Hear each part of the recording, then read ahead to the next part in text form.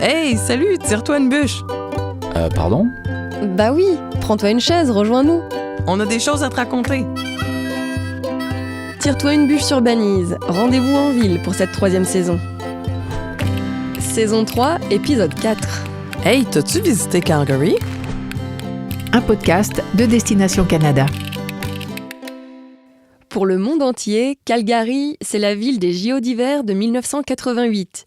Et pour les Canadiens, c'est la ville du Stampede, le plus grand rodéo en plein air au monde. Aujourd'hui, on s'aventure dans l'Ouest canadien, à Calgary, en Alberta. Vous y êtes en 8h50 de vol direct depuis Paris. Calgary, c'est la 3e plus grande ville du Canada et la plus grande ville de la province de l'Alberta. C'est une formidable porte d'entrée vers l'Ouest canadien pour découvrir des canyons arides, des forêts boréales, les rives de lacs aux eaux turquoises et les sommets enneigés vertigineux des montagnes rocheuses canadiennes. En beaucoup de points, Calgary me rappelle Montréal. Elle est dynamique, colorée, musicale. C'est une ville jeune et en pleine évolution. Elle n'arrête pas de se transformer d'année en année. J'ai presque du mal à me tenir à jour. Mais rassurez-vous, on est prête à vous faire découvrir cette ville étonnante et ensoleillée. Dans cet épisode, on vous partage nos incontournables, nos pépites les plus secrètes et les temps forts de cette ville. On aura avec nous Sophie. Elle est française et établie à Calgary depuis plus d'1 an. On retrouve aussi notre ami Sébastien en fin d'épisode pour parler des liens entre Calgary et les communautés autochtones. Comme d'habitude, vous trouvez tous les liens utiles dans la description du podcast.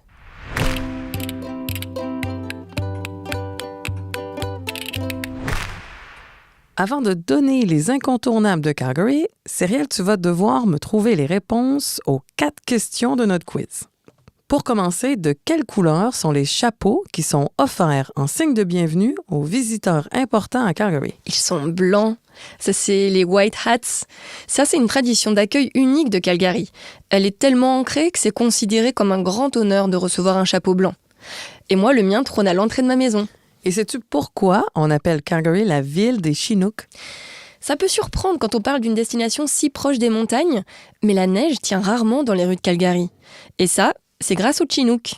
Ça, c'est des vents d'ouest chauds et secs qui soufflent en rafale depuis les Rocheuses vers les prairies. Ça crée de tels réchauffements qu'en plein hiver, on peut gagner 20 degrés en quelques heures. Pour la petite anecdote, Chinook, c'est un mot autochtone qui signifie mangeur de neige. Et sais-tu d'où vient le nom de Calgary? Ouh là là, va falloir m'aider, Maris. Eh bien, le colonel de la police montée, qui a nommé la ville, avait une maison familiale en Écosse. Et devine comment s'appelait l'endroit? Calgary Bay. Alors, quand ils ont dû trouver un nom au fort au moment de la conquête de l'Ouest en 1875, il en a profité. En tout cas, comme Vancouver, Calgary s'est beaucoup développé avec l'arrivée du chemin de fer en 1883. C'est une plaque tournante pour l'industrie bovine. Du coup, c'est la province la plus riche du Canada. Donc, la bonne nouvelle, c'est qu'il n'y a pas de taxe provinciale. Est-ce qu'il est possible de parcourir Calgary sans mettre le nez dehors? Vrai ou faux? Vrai, mais quand même plutôt faux. À Calgary, il y a plus de 16 km de passages et de ponts fermés qui relient des bâtiments publics du centre-ville. Ils appellent ce réseau en hauteur Plus 15 Skywalk parce qu'on marche à 15 pieds, donc environ 4 mètres au-dessus du sol.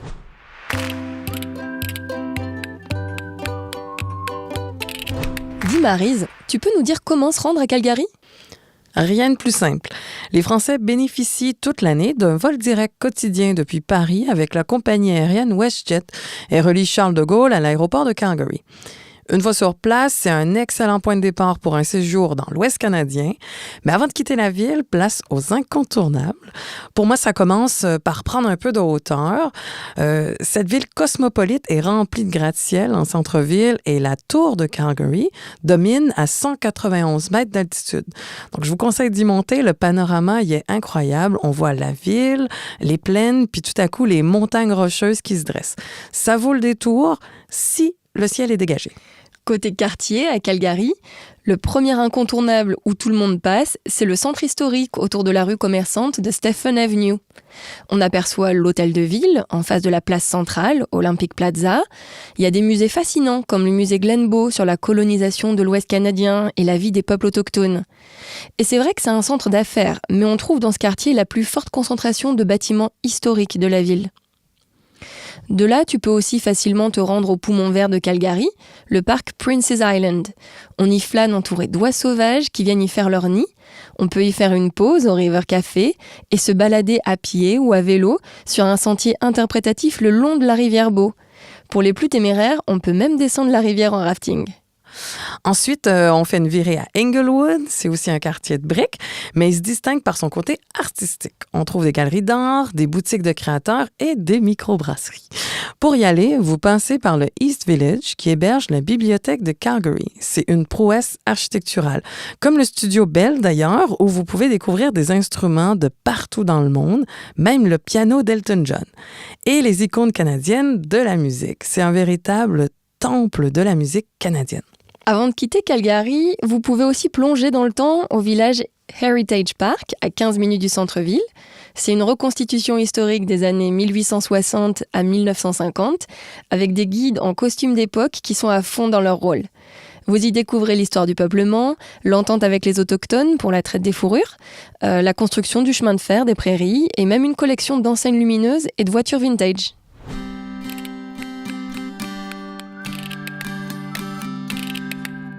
Pour vivre la ville au plus près des habitants, qui mieux que des Français installés depuis plus d'1 an pour nous en parler? Dans cette 3e saison de Tire-toi une bûche, ils sont nos experts. Pour découvrir Calgary, on a rencontré Sophie Perrondet. Elle est blogueuse et nous fait vivre son Calgary dans l'Ouest canadien, où elle s'est installée avec sa famille. Bonjour Sophie. Bonjour Sophie. Si tu avais 3 mots pour décrire la ville où tu habites à Calgary, ce seraient lesquels? Alors, si j'avais 3 mots, je dirais que c'est une ville naturelle, que c'est une ville qui est calme aussi et ensoleillée. Et si la ville avait un son, ce serait lequel? Eh bien, on va dire que si la ville avait un son, je dirais que ce serait le murmure de la Bow River. C'est la rivière qui traverse la ville. Et pour toi, la ville a quelle odeur? L'odeur,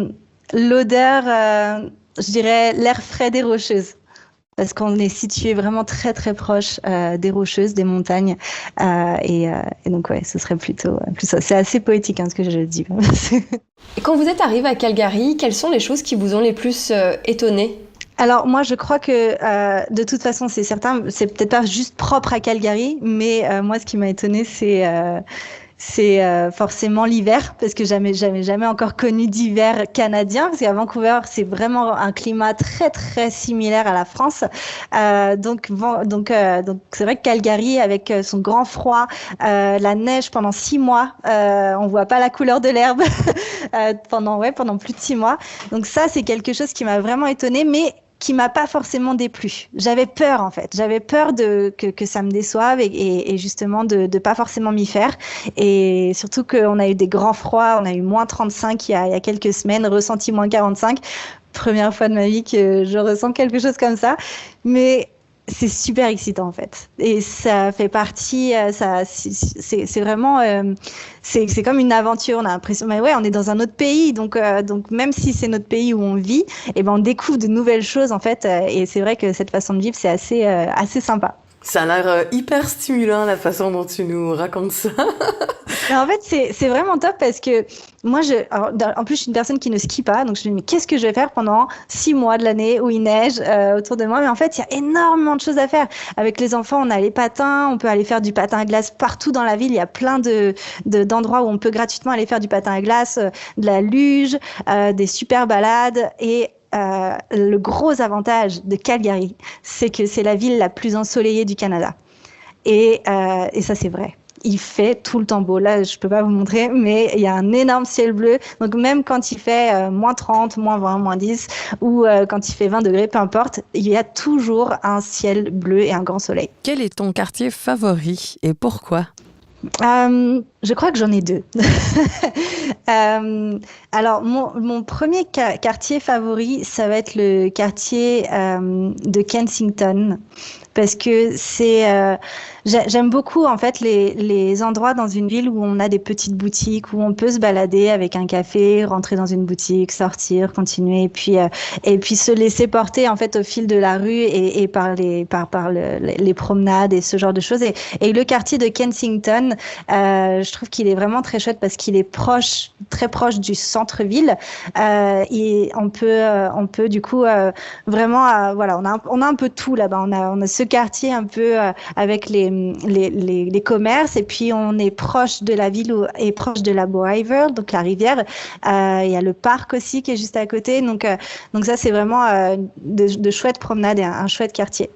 Et le deuxième que j'aime beaucoup, c'est le quartier de Mardaloup. Et lui, il est en dessous de la ville de Calgary.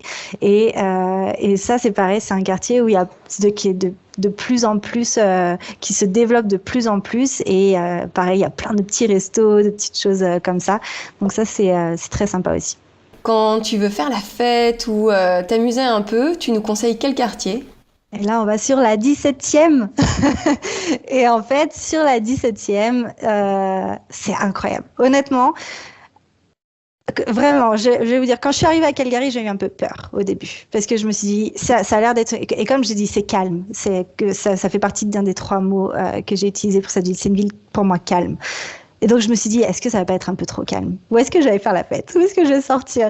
Et en fait, sur la 17e, qu'il neige ou qu'il fasse 30 degrés, il y a toujours des choses à faire. Il y a plein de bars, il y a des boîtes, il y a des restaurants, les jeunes sont là-bas, ils se retrouvent et c'est un petit peu le quartier incontournable où quand on s'envoie un message avec des copines, on se dit qu'est-ce qu'on fait ce week-end? On va sur la 17e, on va aller dans ce resto-là ou ceci ou cela.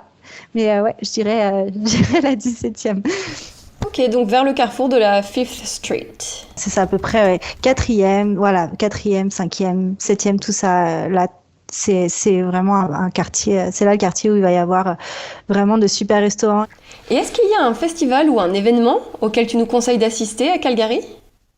Il faut aller au Stampede. C'est le Stampede de Calgary. Je ne sais pas si tu connais un petit peu. C'est l'incontournable. J'ai eu la chance d'y participer et Maryse, elle a été en coulisses, la Vénarde. Ouais, c'était extraordinaire. Bon, alors du coup, c'est vous qui allez en parler un peu aussi, non? Non, c'est génial. Donc, j'ai fait mon premier Stampede l'été dernier. Pareil, je connaissais pas, en fait, tout ça. C'est ça qui est génial quand on arrive dans une ville, vraiment de découvrir la culture, découvrir les événements annuels qui sont là, tout ça. Et en fait, le Stampede, c'est complètement nouveau. C'est le festival, enfin, c'est nouveau pour moi, hein. Pas du tout nouveau, mais nouveau pour moi. C'est le festival je dirais des cow-boys en quelque sorte. Et ce qui était génial, c'est que du coup, avec les enfants et mon mari, on était allés acheter nos chapeaux, nos bottes. On s'est vraiment pris au jeu. Et ce qui est super, c'est que c'est vraiment un mood en fait. Pendant plusieurs semaines, les gens dans la rue vont se balader avec leur chapeau de cow-boy. Mais même pour aller au supermarché ou pour aller à la banque, peu importe, hein. Et leurs bottes et tout, c'est vraiment un feeling en fait. La ville se transforme en une ville de cow-boys pendant quelques semaines. C'est génial. Et sinon, à Calgary aussi, pendant Noël, il va y avoir pas mal de choses aussi de décoration de Noël. Il va y avoir le zoo qui fait le Zoo Light, en fait, qui fait vraiment un événement spécial vraiment pour Noël. Et quand vous allez au zoo, vous allez avoir vraiment tout le zoo qui est complètement illuminé avec des lumières pour Noël, tout ça. Et donc, c'est vrai que ça apporte un côté un peu magique, surtout pour cette période de l'année, en fait. Et c'est très, très sympa. Et dis-moi, est-ce que tu aurais une suggestion à faire pour quelqu'un qui va à Calgary? Quel souvenir on devrait rapporter? Ah, quelqu'un qui vient à Calgary, un chapeau de cow-boy, c'est sûr en fait. Non, je plaisante, mais ouais, quelqu'un qui vient à Calgary, j'en ai un autre, le maillot aussi de hockey de l'équipe de Calgary des Flames. Donc ça, c'est vraiment l'équipe des Flames. Le hockey à Calgary, c'est quelque chose de sérieux. Merci beaucoup, Sophie. Merci. Bonne journée. Bonne journée. Au revoir.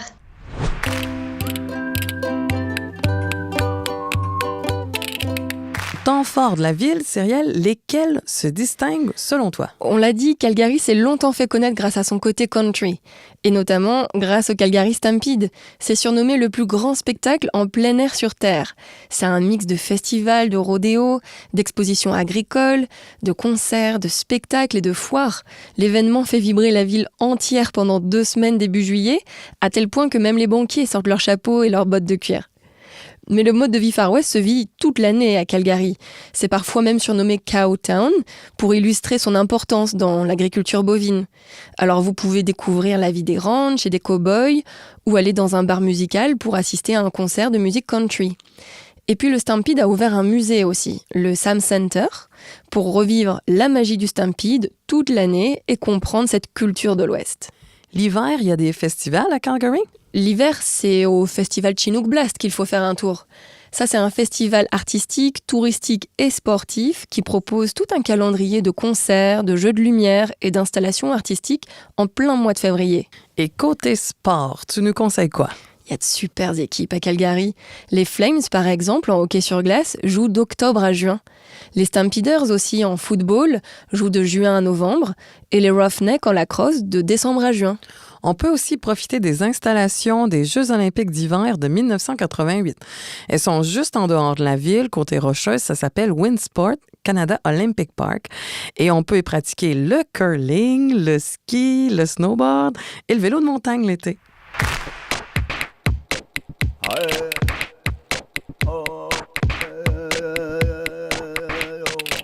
Pour clore cet épisode, quels sont les liens entre Calgary et les communautés autochtones du Canada?